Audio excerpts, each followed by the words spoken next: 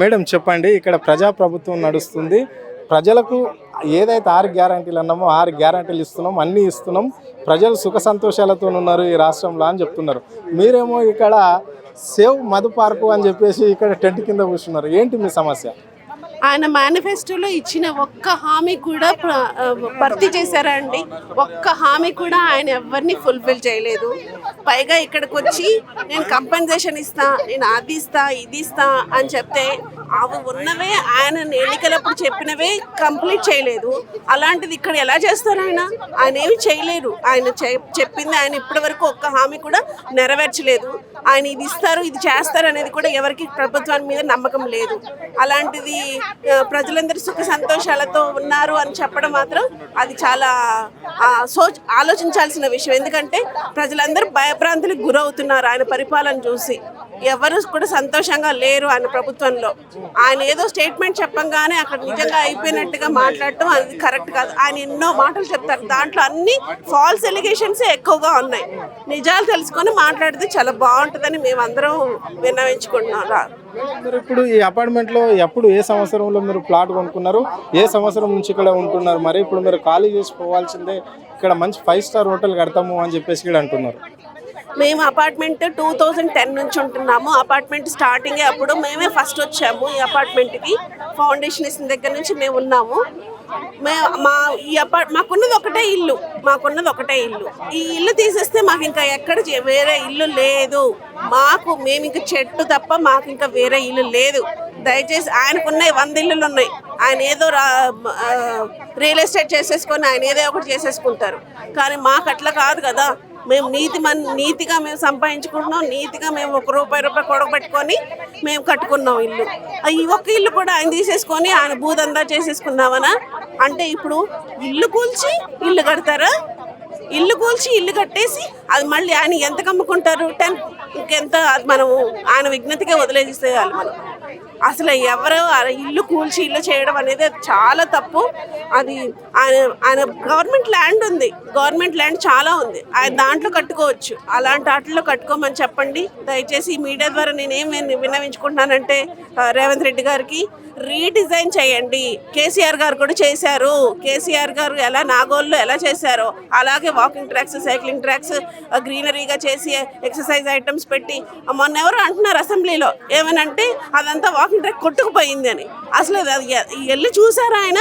ఊరికి ఏదో ఒకటి మాటలు వదిలేయడం నిజమే కాదు. దాంట్లో మేమందరం మా అపార్ట్మెంట్ అంతా బస్సు వేసుకొని వెళ్ళి చూసొచ్చాం. అందరం ఎంత బాగా నీట్గా కట్టొచ్చారు ఆయన. అసలు అట్లాంటిది ఇక్కడ ఎందుకు కట్టకూడదు? ఆ ఎస్టీపీలు ఇక్కడ ఎందుకు పెట్టకూడదు? ఎస్టీపీలు కట్టి చక్కగా ఫస్ట్ ప్యూరిఫికేషన్ చేయాలి కదా. ఏదో సెంటిమెంట్గా కొట్టడం, లేకపోతే బెదిరించడం, ఈ రెండే తెలుసు ఆయనకి. ఈ రెండింటి ద్వారానే ఆయన ఈ ప్రభుత్వాన్ని ఏళ్తున్నారు, పరిపాలన చేస్తున్నారు. మేడం చెప్పండి మేడం, ఎట్లా చూస్తారు మేడం? ఇప్పుడు ఇది మూసి పక్షాలన అని చెప్పేసి కూడా రేవంత్ రెడ్డి చెప్తున్నాడు, మధు పార్కును తీసేసుకుంటాము అని చెప్పేసి కూడా ఆయన అంటుండడం. మరి మీరు ఎట్లా చూస్తారు? మేము ఇల్లు కట్టుకున్నప్పుడు అండి ఇదంతా ఆర్మీ ఏరియా, చాలా పీస్ఫుల్గా ఉంది, సెక్యూరిటీగా ఉంటుంది, ఎటువంటి ప్రాబ్లము ఉండదు అని చెప్పి తీసుకున్నాము. ఇక్కడ ఉన్నటువంటి ప్రతి ఒక్కళ్ళు అదే ఉద్దేశంతో తీసుకున్నారు. ఇక్కడ ప్రతి స్టేట్ నుంచి ఉన్న నార్త్ ఇండియన్స్ ఉన్నారు, ఆంధ్ర, తెలంగాణ, వేరే వేరే స్టేట్స్ నుంచి వచ్చిన పీపుల్ చాలా మంది నివసిస్తున్నారు. ఇక్కడ సీనియర్ సిటిజన్స్ అయితే చాలా మంది ఉన్నారండి, ఆర్మీ పీపుల్ అయితే చాలా మంది ఉన్నారు, ఆర్మీ రిటైర్డ్ పీపుల్ చాలా మంది ఉన్నారు. అందరినీ ఇబ్బంది పెట్టి ఇంతగా ఆయన మమ్మల్ని ఈ రకంగా రోడ్డు మీదకి లేడీస్ని తీసుకొచ్చి కూర్చోబెడతాడనేది మేము ఎక్స్పెక్ట్ చేయలేదు. ఆయన మొన్న డిపిఆర్ ప్రజెంటేషన్ ఇచ్చినప్పుడు చెప్పారు, పాత బట్టలు వేసుకున్నారు, పాత బట్టలు వద్దురా, కొత్త బట్టలు ఇస్తాను వేసుకో అంటాము, దానికి ఒప్పుకుంటారా? ఒప్పుకున్నాడా? సరే సరే, లేదంటారా? వాడి వైపు కూడా చూడకుండా వెళ్ళిపోతాము అన్నారు. అది ఇండైరెక్ట్ గా మాలాంటి పీపుల్కి అని మాకు తెలుసు. మరి ఆ మాత్రం కూడా తెలియకుండా బుద్ధి లేని వాళ్ళు తెలుసుకోలేనంత పిచ్చి వాళ్ళమైతే కాదు. మేము పాత బట్టలే వేసుకుంటాము, మా పాత బట్టలే మాకు కావాలి, మీ కొత్త బట్టలు మాకు మాకొద్దు. మంచి ఇల్లు కట్టిస్తామని చెప్తున్నాడు కదా, ఎక్కడన్నా తీసుకుపోయి. ఎక్కడ కట్టిస్తారు? ఇది ప్రైమ్ లొకేషన్ కాబట్టే మీరు ఇది కావాలి అని చెప్పి పట్టుబట్టి మమ్మల్ని ఇబ్బంది పెట్టి తీసుకోవాలనుకుంటున్నారు. ఇంత ప్రైమ్ లొకేషన్ లో ఉన్న మా ఇళ్లను మేము వదిలేసి మీరు ఎక్కడో అడవిలో కట్టిస్తాను, ఎక్కడో ఊరి బయట కట్టిస్తాను అంటే ఎందుకు వెళ్తాం? ఎందుకు వెళ్తామండి?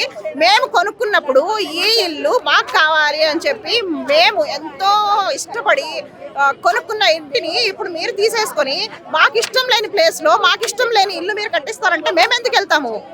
ఇది మాకు ఒక ఎమోషన్.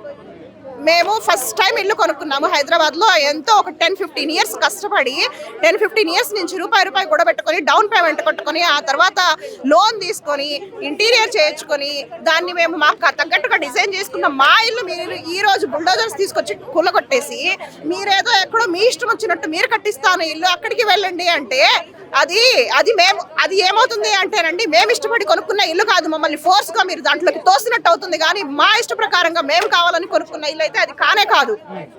అట్లా మీరు జనాల్ని ఇబ్బంది పెట్టకండి. మా ఇల్లు ఇక్కడే ఉంచండి, మీరు చేసుకోవాల్సిన డెవలప్మెంట్ చేసుకోండి. ఇక్కడ ప్రజా ప్రభుత్వం నడుస్తుంది, ఇంద్రమ్మ రాజ్యము అని చెప్పేసి చెప్తున్నారు. ప్రజలకు అన్ని ఏదైతే చెప్పినామో అవన్నీ అందిస్తున్నామని చెప్తున్నారు. మీరేం ఇంత బాధపడుతున్నారు? మహిళలకి పెద్ద పీట అంటున్నారు, మహిళలుగా మీరు ఇంత బాధపడితే ఎట్లా? మహిళలకి పెద్ద పీట అంటున్నారు కాబట్టి ఈ పీట మీద తీసుకొచ్చి కూర్చోబెట్టారండి. అసలు మేమైతే జాబ్స్ చేస్తాము కానీ ఇంట్లో పని చేసుకొని ఇంట్లో ఉండి పిల్లల్ని చూసుకొని ఆఫీస్కి వెళ్ళడము రావడం తప్పితే ఇట్లా అయితే ఏ మీడియాలోకి వచ్చి ఎప్పుడు మాట్లాడింది లేదండి. మా చుట్టాలందరూ ఆశ్చర్యపోతున్నారు, మీరు మీడియాలో మీరు మీ పిల్లలు ఏంటి మీడియాలో తెగ కనిపిస్తున్నారు అని.